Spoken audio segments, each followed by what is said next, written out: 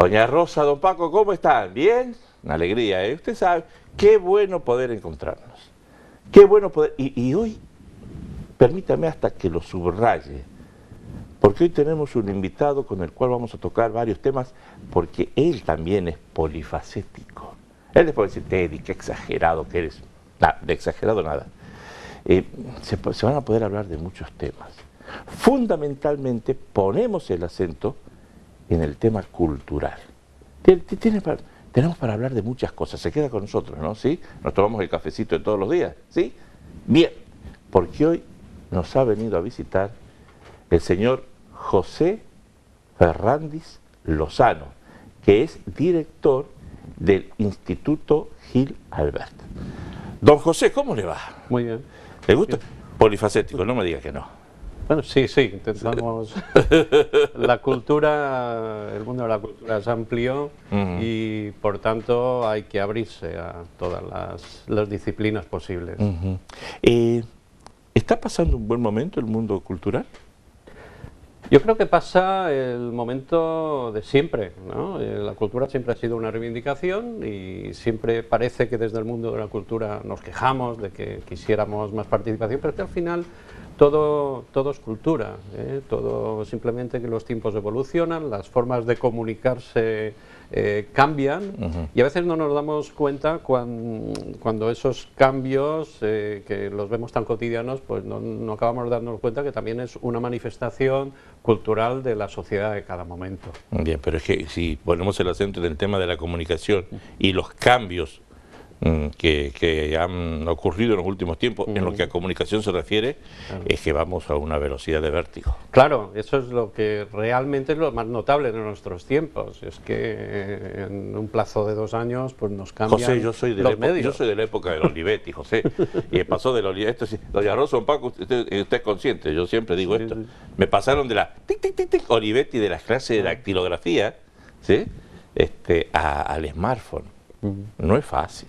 Sí, pero también los primeros que comenzaron a escribir a máquina y a hacer cultura a máquina, sobre todo por los escritores de escribir, también eran los primeros unos adelantados. Sí, Yo sí. recuerdo ahora un artículo de Azorín, por ejemplo, que él fue de los primeros en pasarse de la escritura manual a la pluma a la máquina de escribir, de la pluma a la máquina. Donde él bueno, aconsejaba que se escribiera a máquina, ¿no? Porque sabía que muchos de sus colegas eran reacios a ese cambio. Entonces la propia máquina de escribir fue en su día también una revolución, no solo en las oficinas, no solo en las fábricas, sino también en el mundo de la cultura. ¿Esa actitud de ser reacios a los cambios frena un poco los movimientos culturales? Sí, todo cambio supone una reacción a algo establecido, un afán por cambiarlo y siempre hay una actitud contraria, ¿no? de adaptación. Bueno, hay quien se adapta muy rápido y hay quien tarda más en aceptarlo, ¿no? Pero al final los cambios son una realidad en todos los niveles, culturales, sociales, políticas. Vivimos en un cambio constante, aunque también a veces parece que vamos como de péndulo, de un sitio a otro, solo que cambiando, si queremos decirlo de alguna manera, la tecnología. Bien, ¿y qué cambio te costó más a ti? Bueno, yo he procurado, he sido siempre una persona muy sensible a la aceptación de los cambios y, por supuesto, cuando aparecen nuevos medios, pues intentas incorporarte. Y yo recuerdo hace años, cuando se hizo un estudio de periodistas que estaban con página web, pues bueno, yo ya había implantado una página web que, eso sí, se me ha quedado ya obsoleta, pero la mantengo ahí porque ya mantengo otras, te pasas al final a llevar blogs, a redes sociales y tal, pero en aquel momento recuerdo que solo se censaron 8 personas del mundo de la prensa en un estudio profundo presentes en internet, con alguna página propia. Entonces, bueno, en ese momento me sentí como que, bueno, estaba allí, había llegado de los primeros, ¿no? Pero luego, evidentemente, surgen más posibilidades, surgen más cosas, e intentas llegar allí donde puedes, porque el tiempo la medida del tiempo no ha cambiado. El día sigue teniendo 24 horas, eso no se modificó, claro, ¿no? Como decía, que a la hora que todos tenemos reloj, no tenemos tiempo. Y con respecto a los medios de comunicación, hay una frase que a mí me gusta mucho que dice que los famosos smartphones nos acerca a la gente que tenemos lejos, sí, pero nos aleja de la gente que tenemos cerca. Sí, tiene las dos caras, como al final todas las cosas, ¿no? Tiene una doble vertiente. Y sí es verdad, ahora parece que lo que no entra por el móvil no existe. Sí. No digo ya por los medios tradicionales, por supuesto la televisión siempre es el medio que más impacto, más difusión tiene, pero bueno, en nuestra sociedad ya es el móvil, sí, ni siquiera ya no es el ordenador de mesa, como ha sido años pasados. Es que podemos ver televisión por el móvil. Claro, desde el móvil vemos vídeos, desde el móvil nos conectamos por WhatsApp, desde el móvil tuiteamos, colgamos un post en redes, tenemos absolutamente, gestionamos todo. Claro, efectivamente parece que nuestro interlocutor es el aparatito, es el móvil, y efectivamente eso nos abre unas puertas porque podemos estar comunicándonos con cualquier persona, además en directo, con cualquier persona, esté donde esté, en cualquier parte del mundo. Antiguamente, pues bueno, cuando se hacía turismo, pues se llegaba a un lugar, se compraba una postal. Estoy hablando a lo mejor pensemos a principios del siglo XX, sí, pues se enviaba una postal que tardaba, decía, hemos llegado, estamos muy bien, y tardaba pues días y a veces hasta semanas, hasta para llegar a su destinatario. Y ahora con el móvil llegamos a una ciudad nueva y nos estamos ya fotografiando y mandándola, con lo cual, y se nos está contestando. Y donde salimos nosotros. Y qué bonito, exactamente. Es más, y eso es bueno. Ahora que estamos en época de fiestas de fin de año, se acabó la postal, se acabó la tarjeta. Sí, ahora, claro, todas las felicitaciones son digitales, ¿no? Son extrañas. Acabo de hacer un pequeño vídeo muy casero y con lo que uno puede hacer. El que sabe, como siempre, es el hijo, ¿no? Él es el que mete mano ahí. Pero ya no hay tarjeta, yo mando un vídeo de felicitación. Claro. Y mandé uno esta mañana y a los 10 minutos me contestaron de Argentina. Ese es el mundo en el que vivimos. Sí. Yo sé, no quiero que te molestes porque yo sé que tú eres un hombre valiente, pero ¿no te da temor a veces de tanto avance?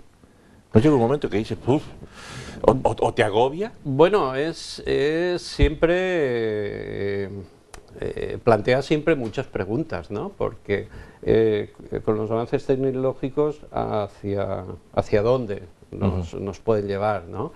Entonces, evidentemente todos los avances tecnológicos tienen esa cara positiva, pero bueno, también pueden tener un mal uso, ¿no?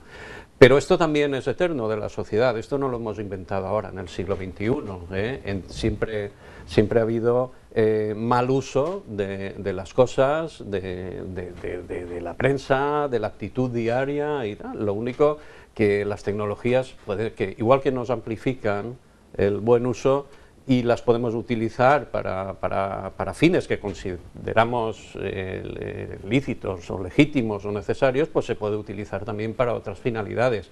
Pero a veces cuando oyes a alguien, es que Internet ha traído esto, trae delincuencia, ciberdelincuencia, tal. Bueno, la delincuencia no se ha inventado con Internet, ha existido siempre, solo que se adapta también a los cambios. Entonces siempre todas las cosas tienen sus dos vertientes, ¿no? Yo tengo una versión que daba un profesor que me decía, nos contaba una pequeña historia, ¿no? Y nos decía que iba un hombre en bicicleta y un coche lo atropella, lo deja tirado y se va, pero por detrás vino otro coche que frena, se detiene lógicamente, lo sube al ciclista a su coche y lo lleva al hospital. Y él decía, el coche, el automóvil, ¿es un buen invento o un mal invento? Claro. O el problema está en quién lo conduce. Claro. ¿No? Claro. Y eso nos pedía que lo ampliemos en todos los órdenes de las cosas. En definitiva, los que decidimos si es bueno o es malo somos los seres humanos. Somos nosotros, exacto. Sí. Y somos los que decidimos el uso y la finalidad. ¿Le estamos dando un buen uso? ¿Crees que estamos viviendo una época que justamente por los adelantos que tenemos a nivel de comunicación se ¿Se ha perdido la vida privada? ¿No nos damos cuenta de lo que escribimos, por ejemplo, en las redes sociales? Pues podemos volver al mismo sitio, todo depende de la actitud de la persona. Claro, las redes sociales hoy facilitan una difusión mucho mayor de cualquier cosa. Sí que es verdad que a veces ves páginas de Facebook y tal, donde cualquier gesto cotidiano, privado, pues la persona decide subirlo, decide comunicarlo, con lo cual parece que estamos retransmitiendo a veces nuestras vidas privadas. Tenemos unos elementos, es como si el gran hermano de Orwell, de Orwell existe ya, sí, sí. Está ya ahí, aquello que era una distopía y escrita en los años 50, imaginando una sociedad futura para el 84, para 1984, bueno, pues ahora lo estamos viviendo. Y somos nosotros mismos quienes estamos exponiendo nuestra propia vida. Sí, sí, sí. Ante eso hay otras actitudes que se pueden decir. Unas redes sociales se pueden utilizar para compartir otras cosas que son públicas o que son artículos, pero de todos modos las redes sociales sí que con las redes sociales nos estamos siempre autorretratando. Estamos haciendo un autorretrato, incluso porque también nos definimos ideológicamente, ¿no? Cualquier persona que sigamos o que nos sigan, pues bueno, se dará cuenta en qué es lo que se comparte y qué es lo que no se comparte, ¿no? Con lo cual, aunque parece que no estamos transmitiendo escenas cotidianas de nuestra vida, sí estamos transmitiendo cosas de nuestra personalidad, a veces sin darnos cuenta. Y sirve como prueba. Y sirve como prueba como queda la famosa frase, y queda, lo escrito, escrito está. Queda, sí. Para bien y para mal. Para bien y para mal, para bien y para mal. José, ¿dónde naciste? Yo nací en Campo de Mirra, que es un pueblo muy pequeño, tiene ahora unos 500 habitantes, que está situado en el valle del Alto Vinalopó. Allí es un valle, bueno, para mí encantador, porque no ha sido colonizado por la especulación urbanística, por tanto es un valle donde se disfruta del paisaje y al que miran o están dentro del valle, pues 5 poblaciones muy cercanas: Biar, Bañeres, Benejama, Cañada y Campo de Mirra, ¿no? Y es el valle que atraviesa pues, los primeros kilómetros del río Vinalopó, ¿no? Y allí nací, allí viví hasta los 13 años. Y me da la sensación que Valle Virgen, a donde puedes te escapas y te desconectas del mundo. Sí, tengo casa allí, tengo mi familia, aunque mis padres viven en Alicante, pero claro, tengo familia y estoy en contacto permanente con mi pueblo natal. ¿Qué titulación tienes? Soy licenciado en Ciencias Políticas y Sociología y doctor en Ciencias Políticas y Sociología también. ¿Y qué te llevó? ¿Por qué elegiste eso para ti? Bueno, pues porque por el interés en todo, en la política. La política es importante y yo he tenido un interés siempre en estudiarla, ¿no? Porque siempre mantengo la diferencia de que un politólogo, como es mi caso, es muy distinto a un político, ¿no? El político es quien ejerce la acción política, y el politólogo, pues bueno, quien la observa, quien la estudia desde un punto de vista científico, es decir, desde un punto de vista pues neutro, objetivo, y hace valoración y estimación de los hechos y de las consecuencias de los hechos políticos. Y bien, también la política pues tiene un componente también intelectual, porque tiene la faceta de la acción, por supuesto, que es la ejecución, pero tiene también la faceta del pensamiento, la faceta de las ideologías, esa dialéctica que constantemente ha estado manteniendo la sociedad, y eso es un juego de pensamiento intelectual que a mí me ha atraído mucho, y que he procurado conocer todo lo que mi tiempo y mi disponibilidad me ha permitido. Hablaste de pensamiento y de acción. Sí, claro. ¿Los políticos de hoy piensan antes de actuar? En política son dos escenas totalmente distintas, ¿no? Hay grandes casos de pensamiento político que luego en la acción política han fracasado, no han sido personas de acción.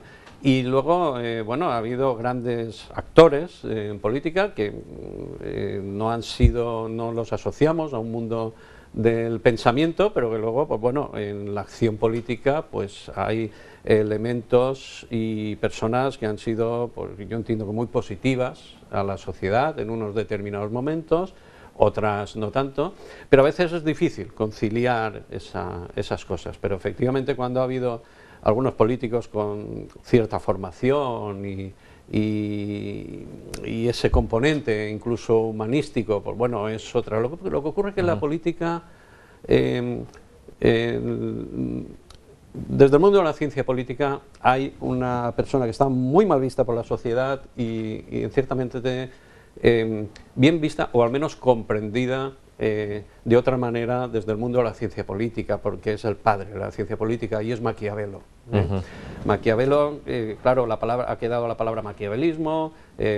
Cuando hablamos de Maquiavelo pensamos en actitudes nada bueno puede ser. Nada buenas, interesadas, manipuladoras. Y esa es una gran injusticia, porque Maquiavelo realmente está considerado a veces, como por muchos de nosotros, como el padre de la ciencia política, porque es el primero que realmente habló de la política tal como era, tal como se practica, es decir, no como debe ser, que eso es el idealismo, que para eso está la filosofía política, sino que nos la expuso tal como era, es decir, la política es una selva. Puede ser un poco el resumen, la política es una selva y lo que él daba son consejos para sobrevivir en esa selva. Es decir, si a ti viene un animal y te va a matar o tal, pues tú tendrás que defenderte. Pero eso Maquiavelo resulta que no era nada maquiavélico, que ese libro del Príncipe pues se lo escribió como recomendación a uno de los Médicis, porque él había sido desterrado para reconciliarse, para que le recuperaran para la vida política, pero en el fondo Maquiavelo fue un fotógrafo. Yo a veces a mis alumnos de la asignatura de Ciencia Política, cuando les explico Maquiavelo, yo les pongo 3 fotos horribles, 3 fotos repugnantes de guerras, de gente que está ahorcada, de personas que están incluso siendo asesinadas en ese momento. Hay una fotografía muy célebre de Vietnam, que está también, de la guerra de Vietnam, también en imágenes. Y a veces les expongo estas fotografías y les pregunto, decidme qué culpa tiene el fotógrafo. Y es curioso, todos eximen al fotógrafo o al cámara de toda responsabilidad. Y eso fue Maquiavelo, fue el retratista de la política de su época. Decir la verdad, decir lo que uno piensa, mostrar la realidad, ¿es maquiavélico? Mostrar la realidad es científico, es una cosa, pero bueno, en el terreno de la política, claro, también sería maquiavélico. Es lo que él hizo. Lo que ocurre que la fotografía que le salió de la política de su época es tan fea, y cuando habla de esas prácticas que son las que él vio, porque él fue diplomático, y fue político antes, y con un cambio de familias gobernantes, pues como digo, quedó desterrado. Pues claro, la fotografía que hizo es la práctica de una disciplina, la política, y que él ve que está totalmente ya separada de la moral. Y ese es el gran escalón, que es la gran cosa que él nos pone a la vista. Y ¿no? La pregunta como tú se la haces a tus alumnos, ¿qué culpa tiene Maquiavelo? Claro. ¿O qué culpa tiene Maquiavelo? Por ejemplo, ¿Qué culpa tiene Maquiavelo? ¿Esto de la nueva política, hay nueva política o es una frase de marketing que nos vendieron? La frase de la nueva política en España aparece en 1914, con una conferencia de Ortega y Gasset, donde habla ya de la nueva política.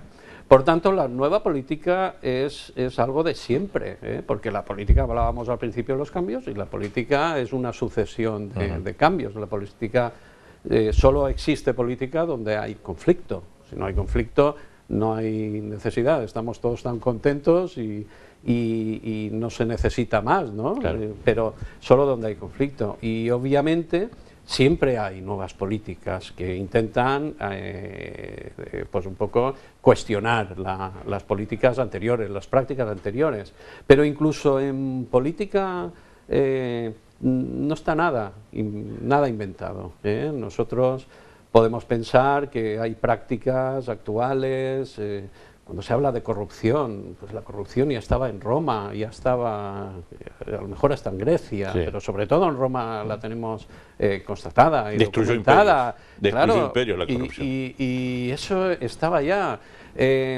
La hostilidad de unos con otros, incluso las políticas internas de los partidos, digo, las cuestiones internas, las luchas políticas que a veces vemos dentro de un propio partido, ¿no? Hay una anécdota muy célebre de un parlamentario inglés, es decir, el Parlamento inglés, la Cámara de los Comunes, no tiene forma de hemiciclo como la tiene el Parlamento francés, el nuestro, el español o el italiano. En nuestros parlamentos de hemiciclo, después de la Revolución Francesa, pues los conservadores se sentaron al lado derecho y los revolucionarios al lado izquierdo, y de ahí se dice que viene la terminología de derechas e izquierdas. Incluso en los parlamentos, ¿sí?, si lo vemos como el nuestro, se sigue manteniendo esa ubicación. Pero bueno, el Parlamento inglés, que no es un parlamento de hemiciclo, está colocado en dos gradas, de los cuales en una grada están los miembros del partido mayoritario del gobierno y en el otro está la oposición, ¿no? Y ya hubo un parlamentario que le dijo al otro, esto es una anécdota conocida, le dijo, bueno, y esos de enfrente que son nuestros enemigos. Y el parlamentario veterano le dijo, no, aquellos son nuestros adversarios, los verdaderos enemigos están en este lado. Y quiero decir, esto es una anécdota vieja, ¿no? Sí, sí. Por tanto, esos comportamientos, pues bueno, se siguen repitiendo, ¿no?, y actualizando. José, tú también, ya sea con pluma, con Olivetti o con ordenador, escribiste. Sí. Tenías una columna eres un periodista de opinión. Sí, he tenido distintas columnas de opinión en distintos medios, desde los 25 años. Bien. ¿Es difícil decir la verdad? A veces es difícil, los medios también condicionan, no digo que condicionan en cuanto que te digan lo que tienes que hacer o no, pero bueno, a veces cuando estás en un medio tienes que saber un poquito en el medio que estás, y a veces eso te puede crear una autolimitación, ¿no?, que te la impone, que nadie te la ha dicho, te pone. Pero sí que dan las columnas de opinión, y yo en mi caso las he podido ejercer, la verdad, que con mucha libertad, casi diría que con total libertad. Yo he podido escribir. ¿Porque no soportaste presión? ¿Porque no permitiste presión? No, porque se me dejó por parte de los directores y eso, y bueno, y he podido, sobre todo cuando he realizado un columnismo más de contenido político, que no ha sido siempre, porque he practicado la información cultural y mucho, y además en determinadas épocas pues también un contenido de opinión política, ¿no? Bien. ¿Tenemos medios de comunicación, medios de manipulación o medios de poder? ¿Qué tenemos? Pues es que es toda una mezcla. Vamos a ver, los medios de comunicación son un medio de poder, eso es evidente. Las ideas manifestadas en un medio de comunicación, sea el formato que sea la televisión, sea radio, sea tal, tienen un público, tienen unos destinatarios. No son las ideas que tú comentas en una cafetería con tus amigos, es decir, tienen una trascendencia, tienen unos lectores, tienen unos espectadores, unos oyentes, en Internet ahora, incluimos Internet, es decir, tiene un público, Por tanto, todo medio es consciente del poder que tiene, eso se sabe en todos los cuadros de dirección, y cuando se cultiva también pues una columna, ya no representas al periódico, te representas a ti mismo porque lo firmas tú, pues entonces sí que eres consciente de que lo que vas a decir efectivamente va a llegar al público. Lo grave es que cuando ese medio de comunicación es un medio de poder, Claro. porque ejerce un poder, para poder ejercerlo use la manipulación. Sí, la manipulación es que es una de las formas del poder. El poder no se tiene solo cuando se tiene un cargo institucional que surge de unas elecciones o surge tal, no se ejercita solo ahí, sino que se ejercita a través de la influencia y a través de la manipulación, que es la cara fea, es decir, que es la manipulación, y esto lo manejamos también en ciencia política, porque claro, es cuando se expiden mensajes ocultando parte de la verdad. Y de aquel valle tranquilo, después de conseguir tu titulación, das tus opiniones en distintos medios de comunicación y llegas al Instituto Cultural Gil Albert.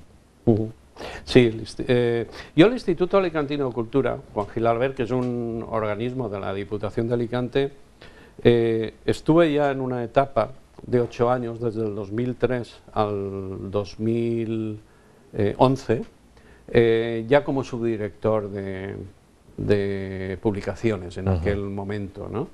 Luego dejé de estar en el Instituto Juan Gil Albert 4 años, y en el 2015, en el verano, entonces pues bueno, se me ofreció la dirección.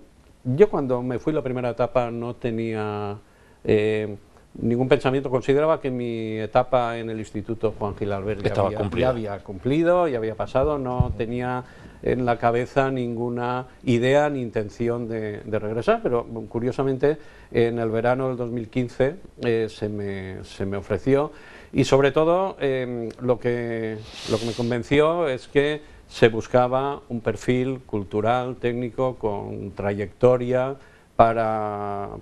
en esta etapa, porque también otros directores anteriores también han tenido esos perfiles, pero para esta nueva etapa. Y esa es la parte que más me tiró para adelante, ¿no? Para aceptar. Pues puedes realizar, ¿vas por el buen camino para concretar todo lo que tú deseas? Bueno, sí, se intenta. Siempre son tantas las ideas y tantas las cosas que harías, que tienes la sensación, claro, de que no puedes ejecutarlo todo, porque tienes unos presupuestos que hay que administrar y hay que ajustarse, y entonces tú en la gestión tienes que recurrir a las prioridades y a los temas que en ese momento pues bueno, son más viables de hacer.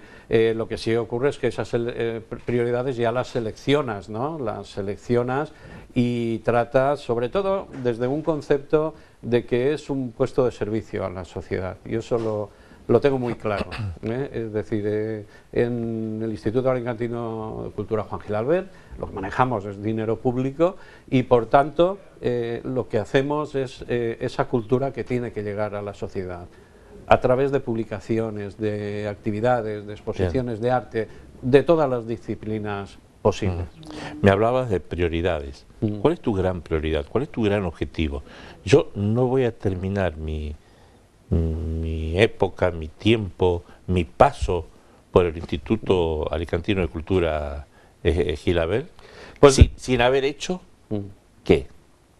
Pues cosas que ya están empezadas, porque el proyecto que yo he podido llevar con mi equipo en este periodo, porque tengo que insistir mucho de que no se pueden hacer muchas cosas sin un buen equipo detrás, ¿no? Y afortunadamente, pues bueno, ese trabajo en equipo nos está dando muchas satisfacciones. Por supuesto, al inicio, para mí era muy importante que desde una institución también pública introdujéramos esa faceta de la cultura de valores. Es decir, la cultura tiene un componente técnico, cuando hablamos de literatura o de arte nos fijamos en el uso y en la depuración técnica de las cosas, pero no solo tiene que ser eso, porque entonces sería una cultura muy fría. La cultura es comunicación, la cultura es transmisión, ¿no?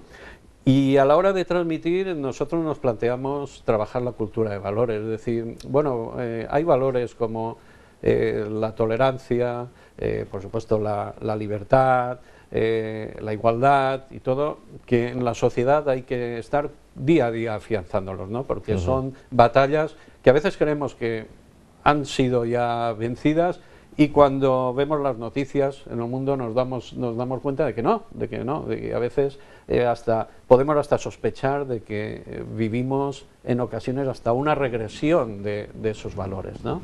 Y para nosotros ha sido importante, y de ahí pues viene que hayamos introducido actividades pues relacionadas con los derechos humanos, que muchas de nuestras actividades estén vistas desde ese punto de vista, porque a la gente no solo hay que transmitirle técnica, hay que transmitirle también emociones, y hay que compartir esa cultura y se tiene que sentir protagonista, ¿no? Y esa cultura la tenemos que de alguna manera tiene que tener también una finalidad pues también pedagógica, ¿no? Que ayude a la sociedad. Por ejemplo, nosotros hemos ya desde 2015 editamos y hemos regalado más de 5 o 6 mil ejemplares de la Declaración Universal de los Derechos Humanos en castellano y en valenciano. Ahora, hace un mes, hemos editado también y estamos pues, bueno, obsequiándola en actos, la declaración, la Convención de los Derechos de la Infancia. Es decir, estamos intentando llegar a todos los públicos y reivindicar siempre esos valores que nuestra sociedad necesita. Si nos olvidamos de los derechos humanos, ¿nos estamos olvidando de ser humanos? Pues sí, porque ya lo dice, son derechos humanos, y evidentemente cuando vemos o estados o movimientos, incluso personas, porque hablamos de una Declaración Universal de Derechos Humanos que fue aceptada, realizada después de la Segunda Guerra Mundial, con todo el impacto que supuso el genocidio nazi y todo, y se pretendía que los estados se comprometieran en la defensa de los derechos humanos, pero hoy la situación ha cambiado, y no solo los estados deben de responder y de respetarlos, sino también las propias personas, porque lo estamos viendo constantemente, somos víctimas de las propias personas, que a veces en estados que jurídicamente y en sus constituciones tienen la defensa de derechos humanos, pero luego las propias personas los atacan, ¿no? Denigramos a las personas, no respetamos su integridad física. Hoy es muy fácil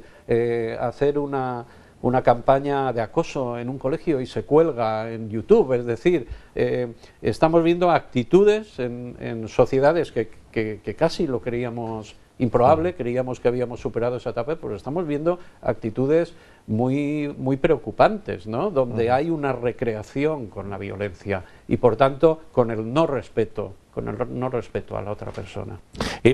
Tú me dirás, Teddy, estás muy negativo, y te juro que no, trato de ser siempre positivo. Pero creo que me va a dar un ataque de Maquiavelo. Voy a tratar de mostrarte la fotografía que yo veo. Sí, es que parecería que estamos hablando de derechos humanos, y estamos hablando de la verdad, estamos hablando del respeto, estamos hablando de decir gracias, de extender la mano, de preocuparme por la persona que pasa al lado mío, en una sociedad donde parece que el único valor que vale es el euro. Poderoso caballeros don dinero, dijo Quevedo, siglo XVII. Es decir, es el euro ahora y ha sido siempre. Vuelvo al principio, es decir, no hemos inventado nada. Pero es muy difícil hablar de valores. Claro, no, sí es muy difícil, por eso... Dime lo que... hay frases contundentes, como aquello de dime lo que tienes y te diré cuánto vales. Sí. Eso es muy humano, que digamos. Es que esa es también la realidad, ¿no? Por eso, si queremos cambiar la realidad... Ese es el desafío, cambiar eso. El desafío, que es muy difícil, porque siempre la sociedad es una lucha de intereses, y eso, bueno, es difícil sustituirlo, ¿no? Siempre los intereses sociales, económicos, individuales y de grupo, eso está ahí. Esa es el retrato de Maquiavelo, en la sociedad. Pero la cuestión es que como al final aceptamos que las actitudes también individuales y personales son las que pueden ayudar y llevarnos a un sentido, tú lo comentabas con ese caso de la persona atropellada, ¿no? La actitud de un conductor, la actitud del otro conductor que viene, el primero lo abandona al accidentado y el segundo lo auxilia. Bueno, pues yo creo que es una labor de mentalización de que cuanto más auxiliadores seamos en la sociedad, pues bueno, más logros conseguiremos. El mundo es muy grande, es muy difícil, quizá conseguirlo en pleno, la lucha de intereses está ahí, pero al menos desde las actitudes, y si tenemos algún puesto de cierta responsabilidad, pues será siempre mejor esa actitud, llevarla a la sociedad para intentar cambiar esa realidad. Te hago una consulta y voy a recurrir a tu máxima sinceridad, y digo esto a un hombre que es total y absolutamente sincero. Cuando hablas de esto, ¿nunca te tocó que te digan, ay, por favor, José, tú eres un romántico, ese mundo ya no existe? Fíjate, cuando lo primero, yo el primer día de clase, cuando comenzamos el curso, comenzamos la asignatura, es precisamente la de separar a los alumnos cómo tienen que ver la política. Decirle, hay dos formas, la política es una cosa y la ciencia política es otra. Es decir, les invito, durante la duración de la asignatura, les invito a que la política la vean con realismo, con realidad. Pero claro, eso no quiere decir, eso nos sirve para explicarnos nuestra sociedad, para entenderla. Pero eso no quiere decir que esté reñido luego con el mundo de la actitud. Es decir, que en la actitud, claro que esto es un romanticismo, esto es un idealismo, ¿no? Pero bueno, si la realidad no nos gusta, si la fotografía es fea, pues bueno, hagamos otras cosas o contribuyamos a aportar desde nuestra parte al llegar a otras personas para que esa fotografía cambie en la medida. Eso, por supuesto, es idealismo, pero es que si perdemos el idealismo, pues bueno, perdemos muchas cosas en la vida. Y realmente, cuando a veces tenemos lo que tenemos y tenemos sociedades que en cierto modo han avanzado y tienen pues unos ordenamientos constitucionales donde se recogen esos valores pues de libertad, de igualdad, de defensa de la vida, de integración, que eso también, esto nos viene desde finales del siglo XVIII y tal. Cuando tenemos eso en el papel y en alguna manera en el mundo de la educación y se transmite también, se intenta transmitir eso, quiere decir que ha habido unos idealistas anteriormente que, si no totalmente, en parte sí que han conseguido que esas ideas lleguen a la organización de la sociedad. Entonces no es un trabajo del todo inútil. Bien, tampoco fácil. Por supuesto, nada fácil, nada fácil. Y además tiene que ser constante y diario. Se me acaba el café. Bueno. Se me acaba el café. Una pena. Permíteme, tú que eres profesor y tienes que colocar calificaciones. De 0 a 10, ¿cómo está la cultura en Alicante? Pues vamos a ponerle un 7, 7,5. ¿Por qué? Bueno... ¿Estás aprobando? Estoy poniendo una calificación de notable y voy a decir por qué. Alicante tiene una vida cultural importante, aunque haya personas que no lo crean, ¿no? Pero bueno, cuando estamos programando cultura sí que sabemos que Alicante tiene unos ejes culturales que están constantemente ofreciendo. Es decir, Alicante tiene una universidad y eso la hace importante, una universidad que tiene también su sede en la ciudad. Tiene otras instituciones, tiene museos, tiene el Instituto Alicantino de Cultura Juan Gil Albert, que no es una entidad que trabaja únicamente en la capital, en la ciudad, porque al depender de Diputación Provincial es una entidad que actúa en toda la provincia.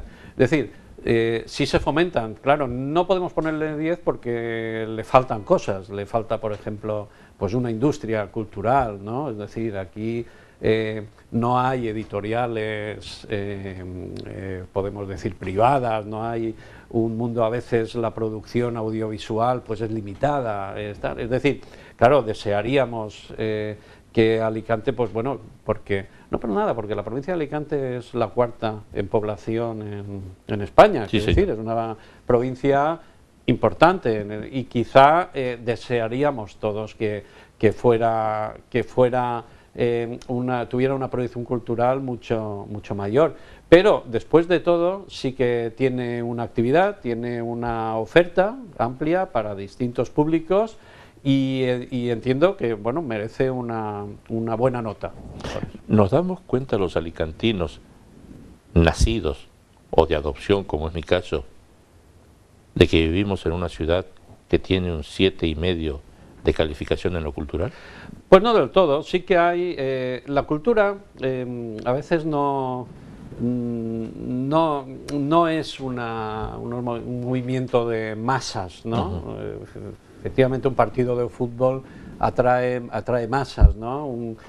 Pero bueno, un concierto de alguna estrella que tiene un público joven atrae, pero eso también es cultura, también es ¿no? cultura. Y también es cultura, y Alicante programa también conciertos. Por eso, a veces, yo creo que somos muy negativos, no nos damos exactamente cuenta de que Alicante tiene esas cosas. Ya digo que echo de menos una industria privada, porque depende mucho la cultura en Alicante de instituciones públicas, de actividad, pero no, a veces no nos damos cuenta de eso, de lo que tenemos, y que lo que tenemos es una oferta muy interesante. Lo que hay es que seguirla, y tenemos unos medios de comunicación que también fomentan la cultura. Este mismo espacio, que estemos aquí durante algo más de media hora hablando de estas cosas, es una evidencia, ¿no?, de que también los medios de comunicación tienen sus espacios de fomento de la cultura. Por tanto, yo creo que deberíamos eso verlo más. Bien. José, generalmente se dice, no, lo que pasa es que voy a volver a los primeros temas, al tema de la política. Es que nuestros políticos, España es lo peor que hay, nuestros políticos por favor. De 0 a 10, ¿qué calificación le colocas a nuestra clase política? A la clase política nacional. En general. A mí me resulta difícil valorarla a nivel general, ¿no? Porque también en el mundo de la política hay individualidades. Yo creo que el mundo de la política acaba siendo un reflejo de la propia sociedad. Bien. Es decir, ¿por qué? Porque, claro, cuando se vive en una democracia, ¿de dónde surgen los concejales, los diputados provinciales, los autonómicos, los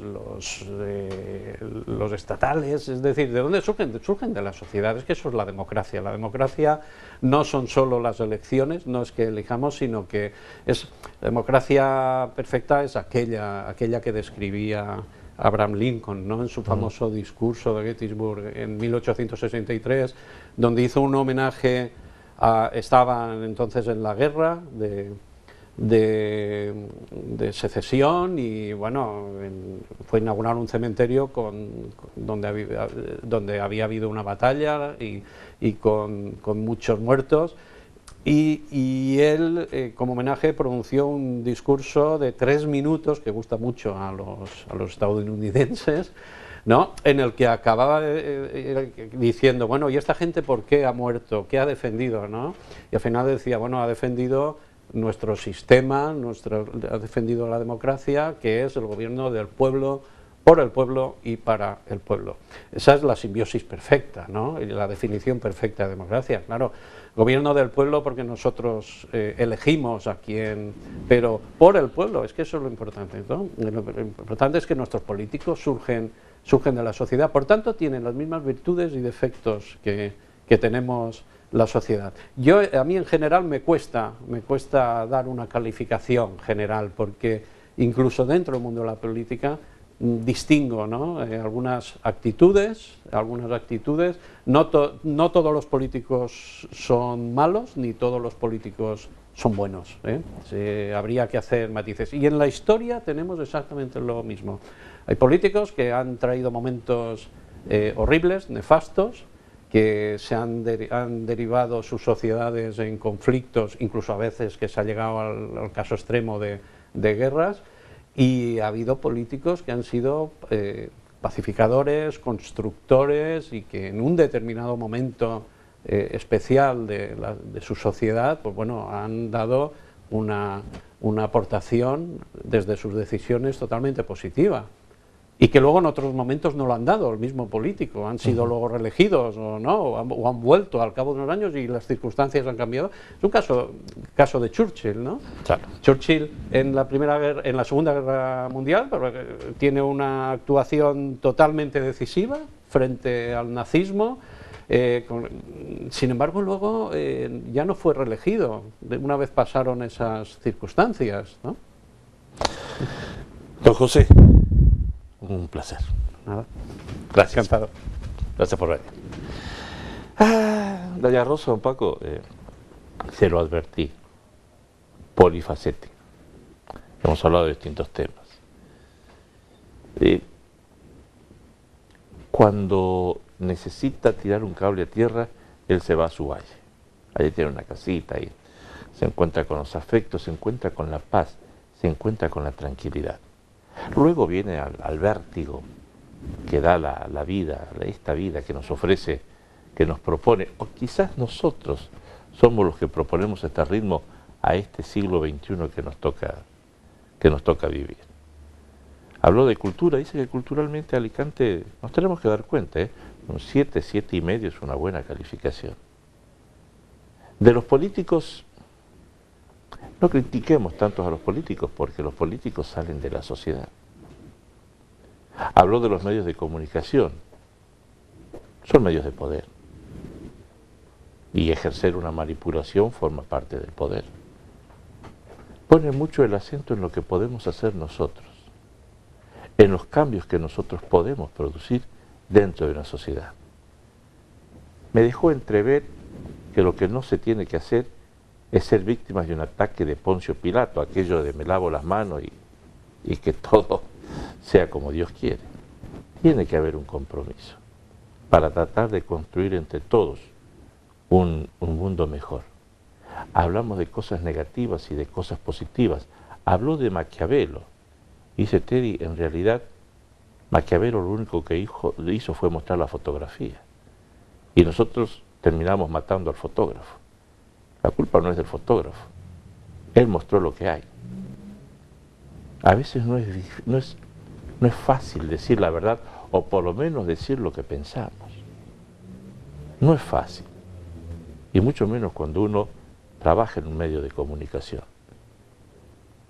Porque tienes dos riesgos. O te sometes al medio de poder, o caes en un ataque de soberbia pensando que tu verdad es la verdad. No es fácil, doña Rosa, don Paco, no es sencillo. Y mucho más pensando que la democracia consiste en que ustedes, que son los que reciben el mensaje, piensen, ustedes son el gran filtro. Ustedes son los que tienen que decidir si lo que nosotros decimos desde la pantalla de la televisión, en este caso, ¿es correcto o no es correcto? Si le estamos mostrando una buena fotografía o una mala fotografía. Si le estamos dando comunicación o si lo queremos manipular. Ustedes son el gran filtro. Por eso la importancia de saber escuchar. El último mensaje que nos deja José Fernández es maravilloso. Me habló del uso que se le da a las cosas. Y me acordé de algo que me contaba mi padre. Mi padre me decía que la vida es como una gran playa. En esa playa hay gente que tira una botella rota. Y eso es muy triste. Pero a veces nos olvidamos de contar que detrás de esa persona viene otra que se agacha y la levanta diciendo: esto no puede estar aquí porque alguien se puede lastimar. Doña Rosa, don Paco, ¿usted quién es? ¿El que tira la botella o el que la levanta?